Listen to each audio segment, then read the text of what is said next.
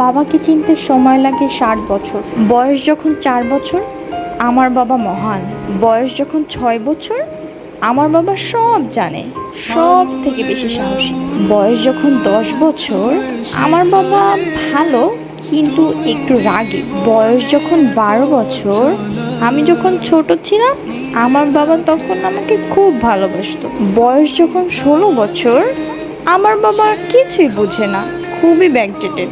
বয়স যখন 18 বছর, আমার বাবা দিন দিন কেমন যেন খিটখিটে হয়ে যাচ্ছে। বয়স যখন 23 বছর, বাবার সাথে থাকাটাই কেমন যেন অসহ্যকর হয়ে উঠেছে। জানি না মা কি করে থাকে। বয়স যখন 25 বছর, আমার বাবা সব কিছুতে মানা করে, কবে যে বুঝবে কে জানে। বয়স যখন 30 বছর, আশেপাশে ছেলে মেয়েগুলোকে দেখি কোনো কথাই শোনে না, অথচ এই বয়সে আমরা বাবাদেরকে কত ভয় পেতাম। বয়স যখন 50 বছর, আমি তো আশ্চর্য হই, আমার বাবা আমাদেরকে মানুষ করার জন্য কতই না কষ্ট করেছে, অথচ আজকাল একটা বাচ্চা মানুষ করতে গেলেই দম বেরিয়ে যায়। বয়স যখন 60 বছর, তখন আমার বাবা আমার কাছে মহান। বেঁচে থাকা পর্যন্ত আমাদেরকে আগলে রেখেছেন। আসলেই বাবাকে চিনতে সময় লেগে যায় 60 বছর।